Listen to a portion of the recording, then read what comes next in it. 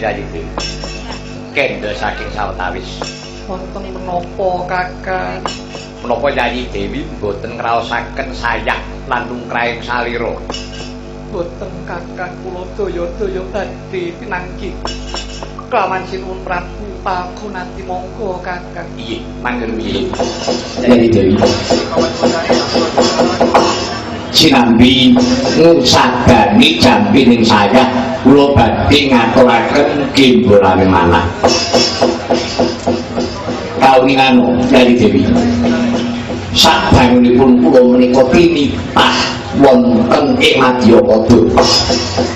Salaminipun kula menika dereng nate nampi sining ibu kula menika tansah dipun kula mentah kaliyan Kanjeng Rama Perban Begawan Kumboyo niki Rama Perban Begawan Duno. Raos kula menika tansah tumlawung bingung. Kakang, raos tumlawung bingung menika saged waluya menawi paduka sampun kala krama Kakang. Kasinggihan mekaten namung emanipun anggen kula milang-miling enggo sepriki menika dereng saged pinanggih. Sasampunipun pinanggih ibaratipun sesotya sampun wonten embananipun. Kakang, monggo ingkang lajengaken lampah sampun ngendika ingkang boten-boten. Enggal saged mugi wonten ing Kurumandala. Jayi Dewi. Janipun jengandika menika menapa boten kraosaken solah bawa kula lan sloga kula menawi estunipun kula menika nggadahi katresnan kaliyan Jayi Dewi Anggraini. Upama sampun kados mekaten kula aturi ing Kakang. Menawi kula menika garwanipun sinuwun Prabu Pagunadi lan malihipun paduka menika putranipun Sang Maharsi Durna inggih gurunipun sinuwun Prabu Pagunadi. Menawi katenengan menapa boten badhe peparang-pirang. Oh, ora idep. Kira yen to ora entuk tetes sing katresnan tak entengake patimu nyati para.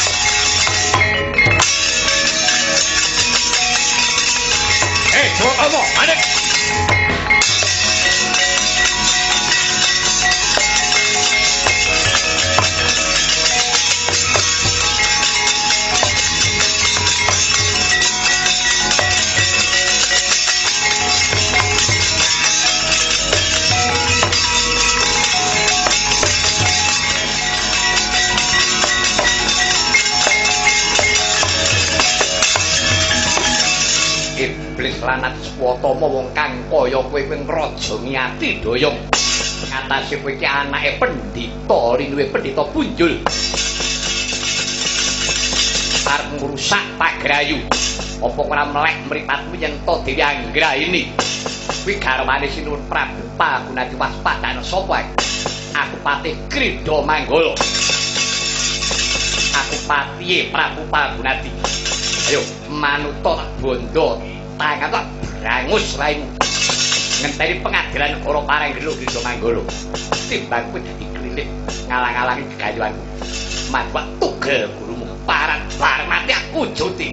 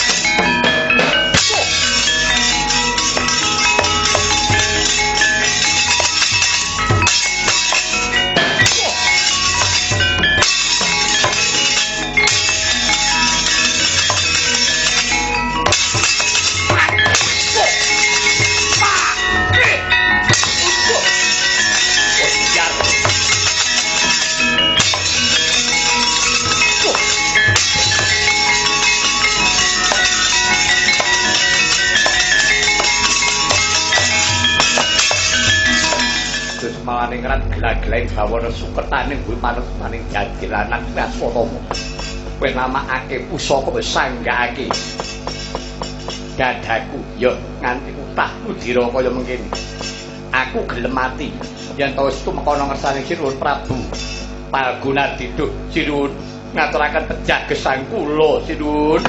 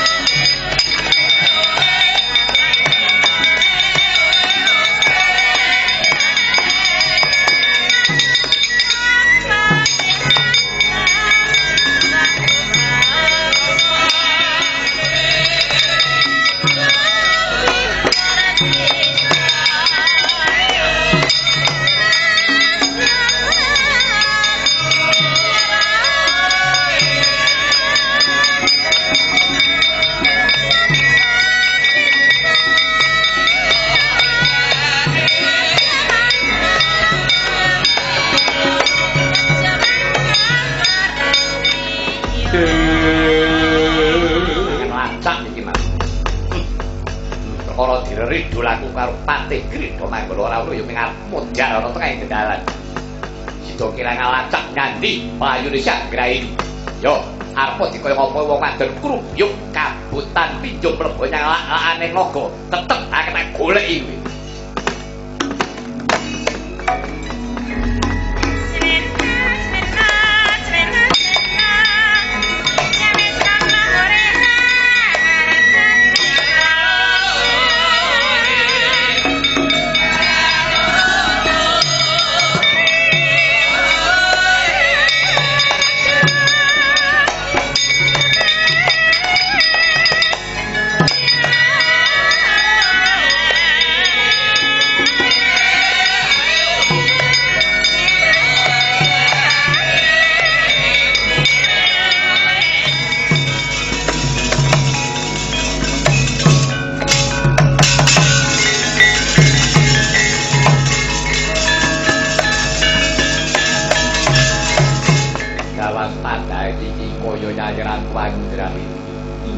Raden kula ingkang sowan eneng apa nyayang Grai kok dadi sira mlayu-mlayu Raden kula nyuwun pengayoman dinten menika Swatama badhe merwasa monta-monta kaliyan kula Raden kula nyuwun pengayoman paduka Raden Arjuna yen to pancen Kakang Sunan kula kula karep Petro Bagus Tugu Jagrata Graini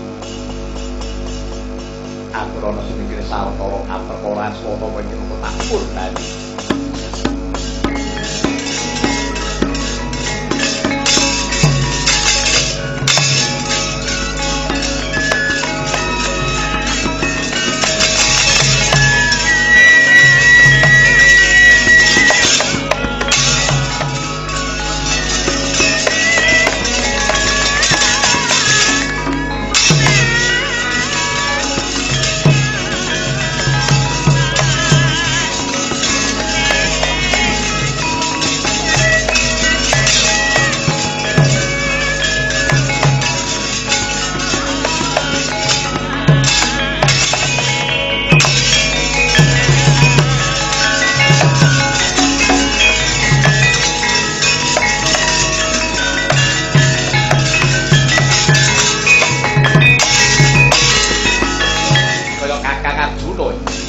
Aswatama ana wigati apa saja mlayu-mlayu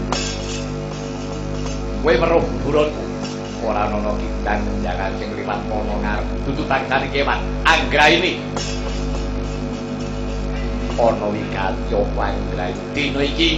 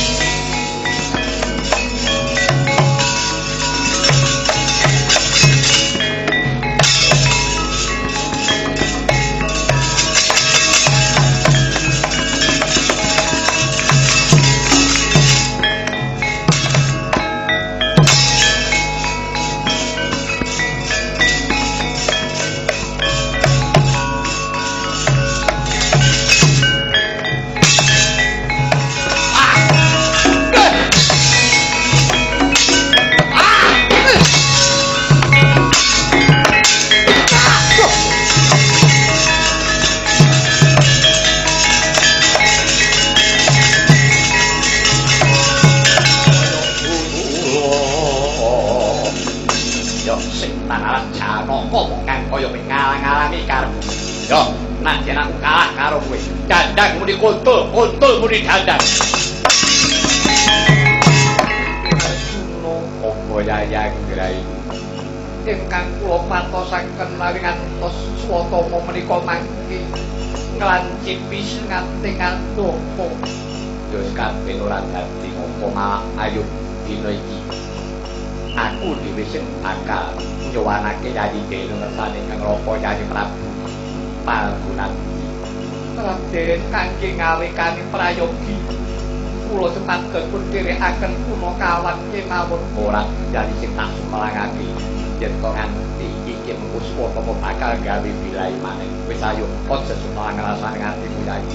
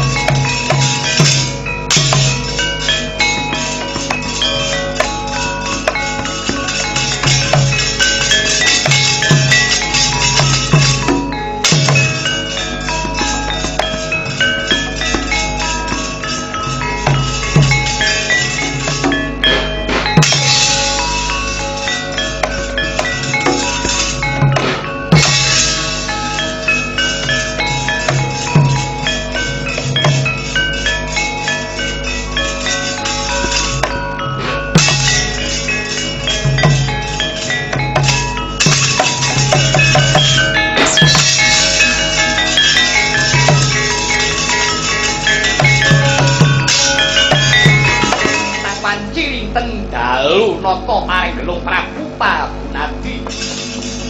Ya saking Palaya Denira. Wah, titi sing jempari metu kelawan ingkang bapa sang Begawan Durna. Sing mangke nedeng-nedenge sengkut gumregut kebraden prigeling jempari kedadak pratanira ingkang adipatian Patih Kridha Manggala. Dumugi wonten ngersanira Sang Prabu Pagunati sampun ketelasan ludira pecah sawisak nalika.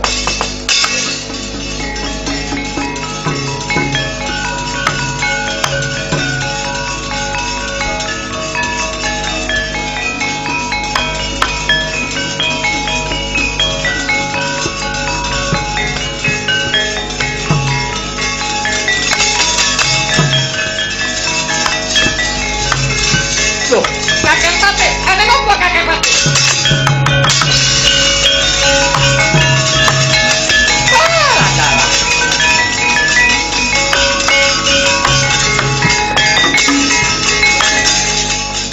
Kakang Patih Kridha Manggala.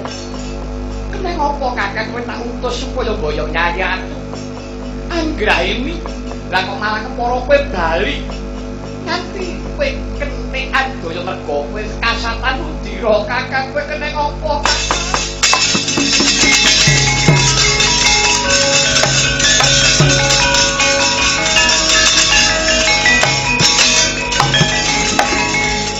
Yayi Prabu. Paduka Yayi Prabu kok tawang-tawang tangi. Aduh Kakang, apa mboten kosakane bilai. Niku Patih Kridha Manggala. Dumugi mengsirna Kakang. Tenan. Lelakon kok kaya mengkene. Kakang. Jeneng kok Kakang Santara sampun ngantos minggu ribet rasa manah niku. Wonten menapa Kakang? Pesadan kemawon. Patih Kridha Manggala pecah menika pancen wonten ingkang nyernakaken. Ingkang nyernakaken sinten? Ingkang nyernakaken Pujanaka. Menapa? Rikala semanten kula badhe boyong ingkang garwa kula ngantos iki. Nanging nyatanipun ingkang rayi Dewi Anggraini menika dipun gunjang kaliyan pun Arjuna. Dipun emutaken kaliyan Patih Kridha Manggala. Patih Kridha Manggala ngantos kenging pusaka dumugine pecah. Kula piyambak kula ngengetaken Janaka. Kula malah dipun sakit pun piloro ngantos babak blur ngantos ngaten menika. Supaya ayah kene pindhot yo kang nalima netra tak mundara adil. Dados menika sampun cetha Kakang apa perkawitipun. Kang Mas Arjuna kepengin badhe ngayonaken Yayi Anggraini kasinggihan mekaten Yayi Prabu. Menawi ngaten pun punar paripun patih Kridha Manggala Prabu badhe kula panggih Kakang.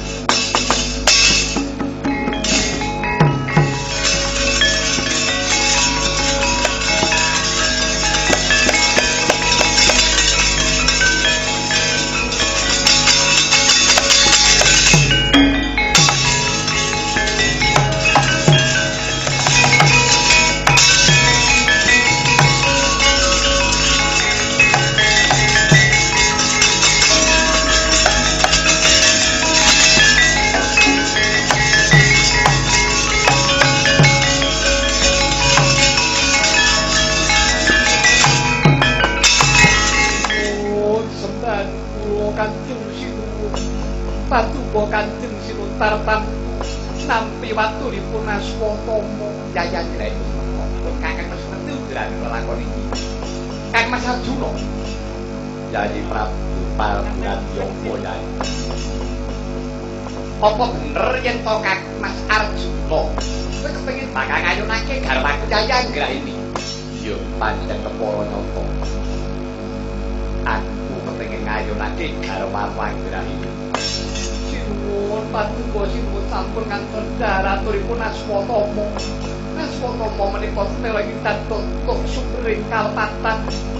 Menawi paduka daraturipun Aswatama badhe nebihaken kekadangan sinuwun wis Yayi Anggraini. Aku ora bakal ngrungokake ucap kono semikira kono.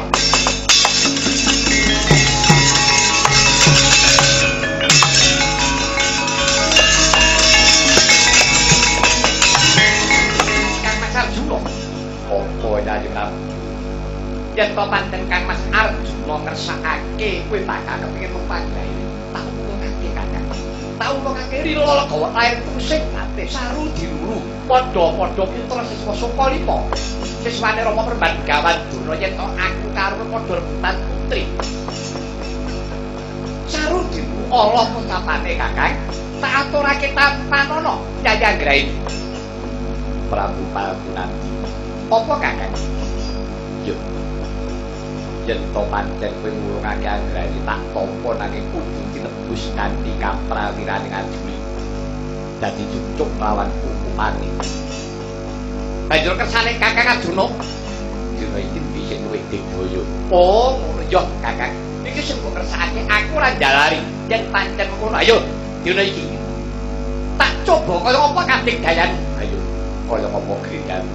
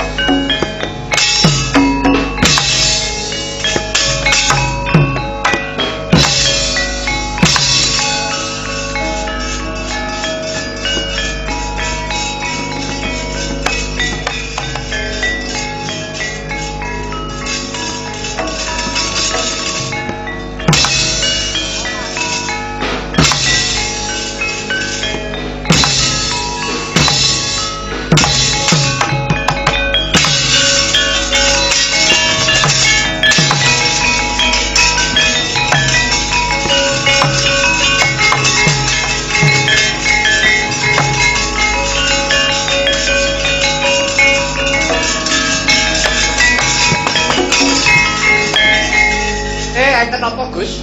Kok penjalan Kapidara? Sampeyan ora eling tiba krungkep. Semar ora nyono yen to tangane Palgunadi antep pripun? Gagan kuwi tegak tangane kiwa wae nganti sumur tepanon Kakang. Kula mau ora pun matur. Ngelmu kok kudu dienggo coba-coba. Lah rak kecoba tenan to. Gus. Sampeyan apa sembranan ngaten? Semar. Keneng opo tangane Pak Gunadi kok antep banget. Kira-kira duwe kasekten opo? Kula ngerti. Pak Gunadi duwe kasekten sampeyan ten mriki niki rak murid Durna. Pak Gunadi kali Pak Guna. Pak Guna sampeyan Pak Gunadi nggih musuh sampeyan Pak. Enten saka lima mriki sampeyan ku murid Durna sampeyan maktekon guru sampeyan. Nek apa Pak Gunadi kok duwe kasekten? Ku nek Durna ora iso mangsuli, mengke kula suwiye gurune. Coba maktakon wis sik.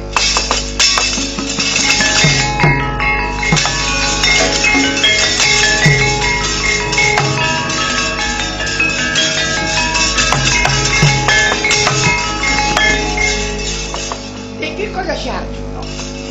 Inggih apa kula ingkang maksud. Enek ganti apa nggih, Juna? Apa kula badhe nyuwun gawe. Kula nyuwun kasekten bobotipun kados ekaya nyiparan. Tanganipun angin dumalah wonten dodo kula ngantos kula kati kula pagunan dipatko paring kasekten. Aku durung paring kasekten apa-apa karo kagungan. Menawi ketika mekaten apa durung kula nyuwun jati mawon. Nggih, ora enek gamane pendhita kok goroh. Pancen pun bapak durung paring piplang ilmu. Kedopo wong mriki gempare. Pancen sing maringi pun bapak. Nanging perkara antepe tangane Pak Gunadi pun bapak ora maringi. Mamreng ada bapak durung nanti. Kok ora semikira bisa tak timbangane Pak Gunadi.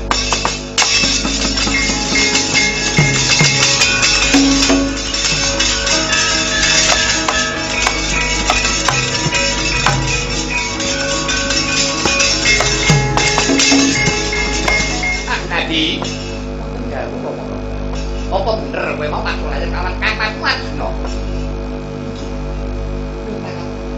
Apa sejarane opo? Iki kudu perkara sejarane sapa nek kowe ra kerengan karo kakakku Arjuna. Nah, saiki kowe bloko wae. Kang Mas Arjuna mau mbok tibane saka apa? Ayo, Prajagara. Prajagara iki karo guru. Kowe mesti nibake saka sak ora-orane mesti kowe dikacepet. Iki opo? Kasihan. Menawi kula menika ngregem kacepet. Dadi kowe ngregem kacepet. Lah iya, kowe iki wis ngregem kacepet kok kowe meguru. Kok isih meguru? Apa kan nyoba karo gurumu ngono? Ing atase kowe duwe ilmu, duwe kacepet, kok isih meguru? Ora, apa kan? Itu pengen kula kaya tak ingkang bisa gawe saking kayuyung ning manah kula anggen kula kepengin prigel gempare kados bapak gawan kula kejawi menika kula gadhahi kasekten menika bapak menika kula gadhah saka wujudipun suping nggih ali-ali sesotya mani ing ampal ingkang nampan wonten driji ingkang manis menika mapanipun wonten sak lebeting kulit ganti aging milah kalipun namung cacong. Oh, tapi kuwi iki kasekten. Ya kuwi wujude ali-ali, mesti kok mati apa. Lah yo kok duwe kasekten kok makin piye kok. Wonten tetembungan ngangsu pikulan paring amek geni andhamat. Liripun pengen ngangsu pados kaya nyatanipun kula sampun teka yo. Amek geni andhamat kula pados langkung nanging kula sampun teka langkung. Tegesipun kula menika kepengin meguru to sing balung kulit ning kula sampun kedah. Mawi dasar nggih menika ngelmu to sing balung kulit praktek. Oh iya. Ya, bener. Kira-kira kok wong sampai kemecak. Ya wis. Yen pancen kowe duwe kasekten kuwi, pun bapak kowe kan mundur.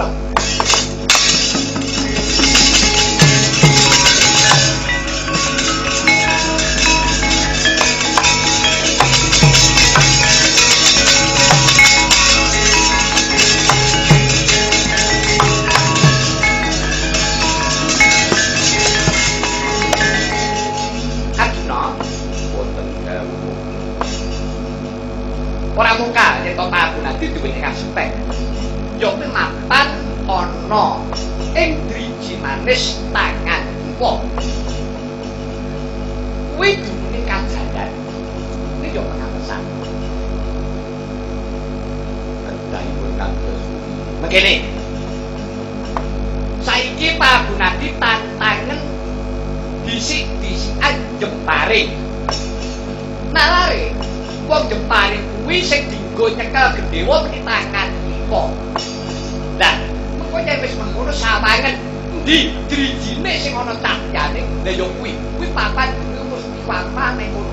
Disi ana wis wangen papan.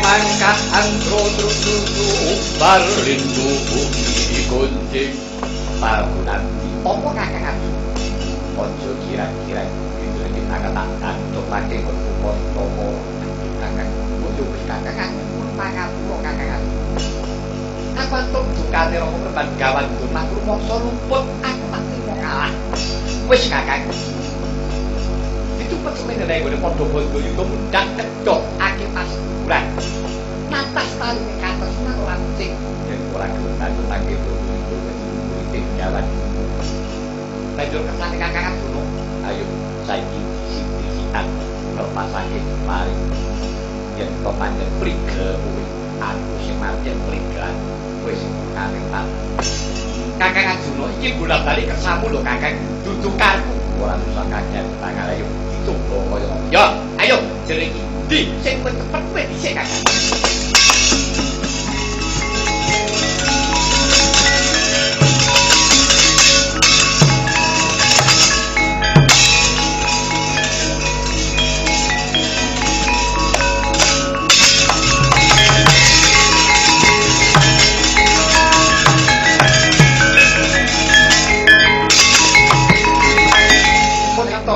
Sigro mentang langkap irisan Arjuna. Puneng Jempare ingkang kusukmu wing Gedhewa nggih Kyai Sarwatama. Ki ngembak-kembak merit suarane kaya putung-putung gedhewane. Lumepas kepat kaya kilat kesik kaya kathik ngeningi jatine nglesan. Nggih. Sang Prabu Pagunadi wis mentang Gedhewa. Ketingal driji ingkang mawa cahya puniku ingkang kegungan pustika maning apa sigra pasan paring tatan-tatan kuwi panjenengan pecah kabsana Pak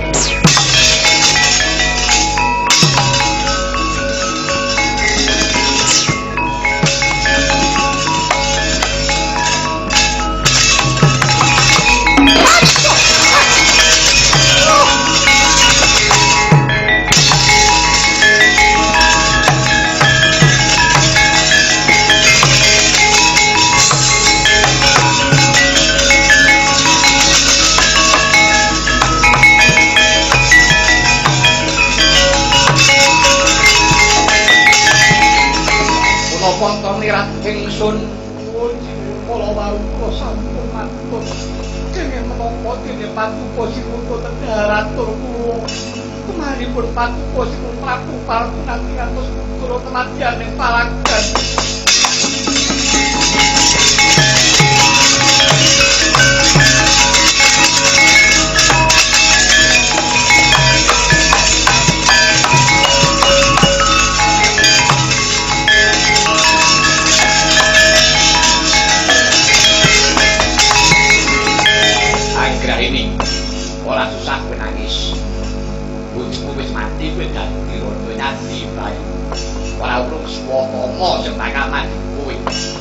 mengku karo wis nilakno Pagunadi mekane pati nyelat genono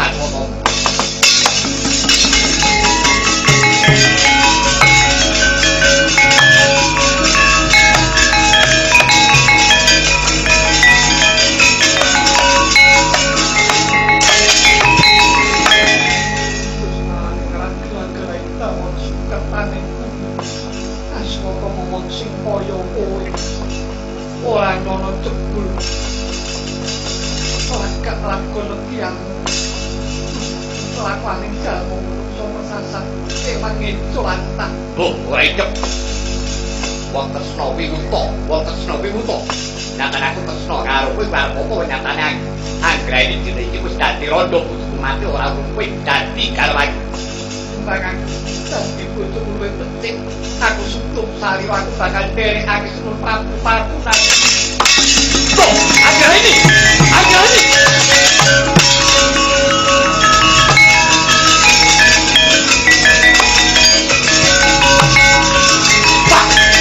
Piye anggraini?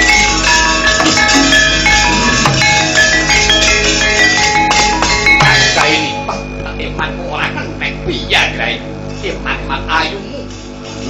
Anggraini. Ora nyoro jebul kowe mati aku. Ayo, wah.